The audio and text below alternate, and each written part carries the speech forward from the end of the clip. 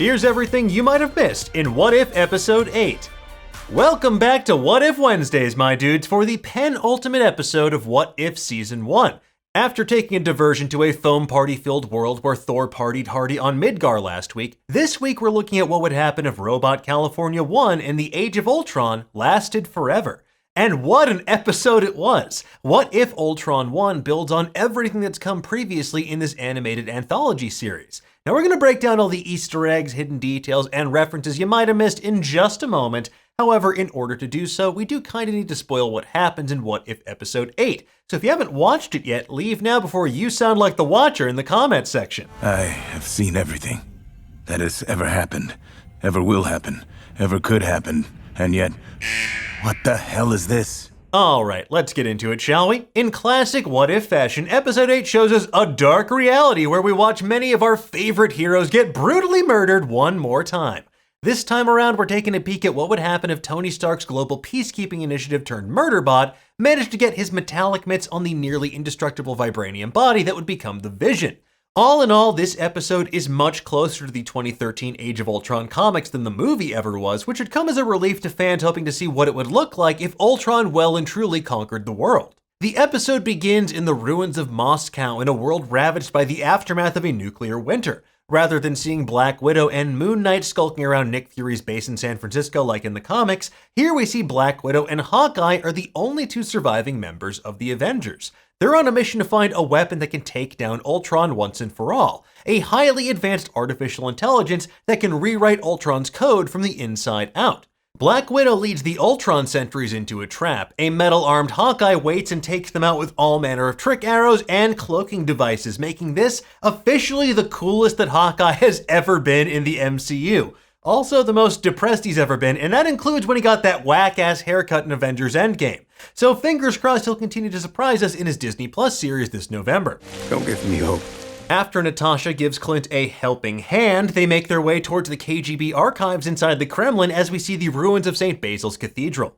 We get a flashback to the events of Avengers Age of Ultron, where Tony Stark and Bruce Banner took the Mind Stone from within Loki's scepter, then reverse engineered it into what Tony intended to be a suit of armor around the world. This version of Ultron, though, is actually voiced by Ross Marquand, who between this and Red Skull is apparently collecting MCU legacy villain roles like they're Infinity Stones. He's gonna voice everybody.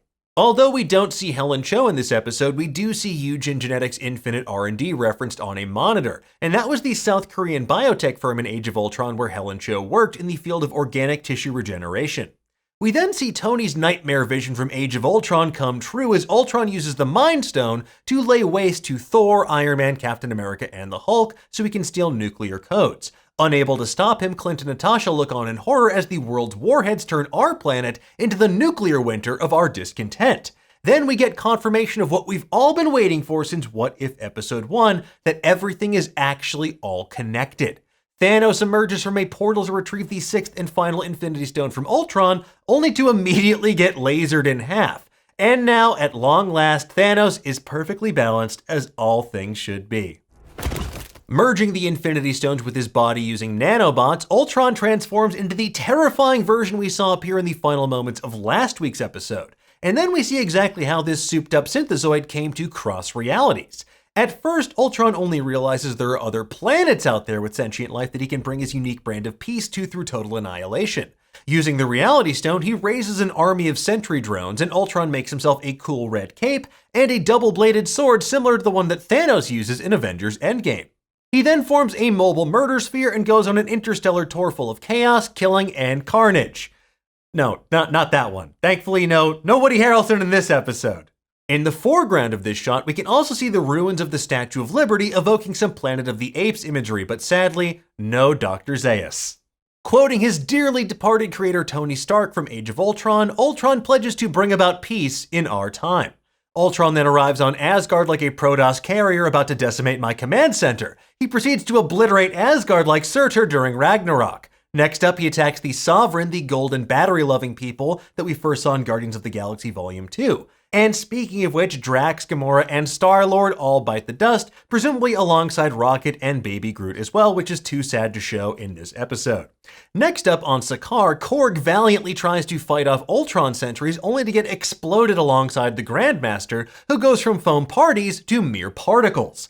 After that, Ego the Living Planet is turned into Ego the Leaving Planet. And then on Xandar, the Nova Corps gets some much needed assistance from Captain Marvel, who calls Ultron Skynet, referencing the antagonistic AI network from Terminator.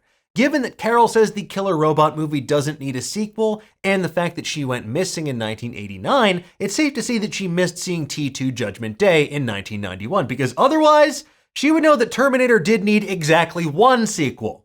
The others? Absolutely not. Carol puts up a real fight pummeling Ultron into Xandar's planetary core, but using the Infinity Stones, he goes full Starkiller base and destroys Carol and all the other planets in this solar system. Standing alone on this JRPGS asteroid, Ultron looks real sad while the Watcher narrates exactly how depressed this robot is to no longer have a purpose. Except this is the major turning point. Much like Doctor Strange Supreme was able to see the Watcher after gaining immense power in episode 4, here the all-powerful Ultron is also able to break the proverbial fourth wall of reality, and he notices the Watcher. I see you. Newly aware of the multiverse, Ultron is once again filled with glorious purpose as he plots to bring his unique brand of peace to every universe out there. Much like how one of the Watchers referred to the Marvel Zombies as the greatest threat to the multiverse in 2009's Marvel Zombies Return, here Uatu calls Ultron a hunger to be unleashed upon the multiverse, which is bad news bears for everyone involved.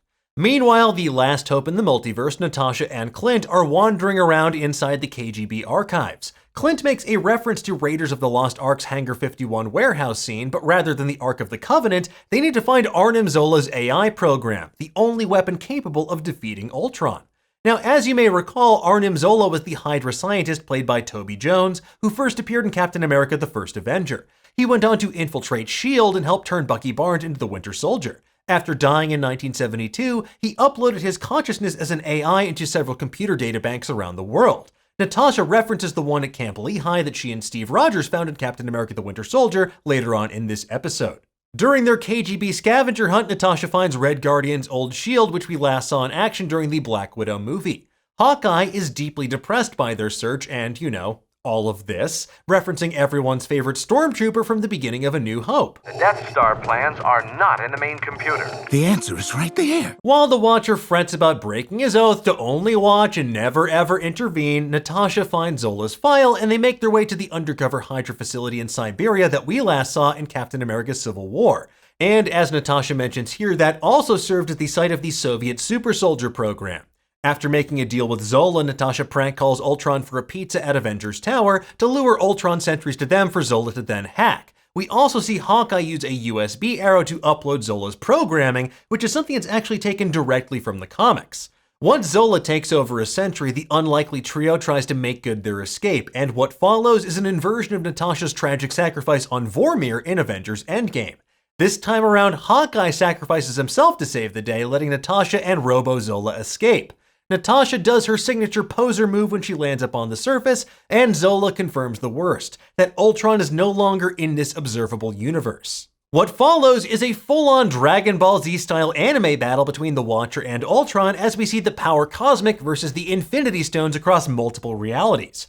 The Watcher yeets Ultron into another dimension, only for the Murderbot to return and then smack the Watcher through the walls of reality. At one point, the Watcher even gets his own Sweet Saiyan-style blue and gold armor as these two all-powerful beings beat the crap out of each other. They smash through the walls of different realities, like when you get kicked into the second part of a level when you're playing your favorite fighting game.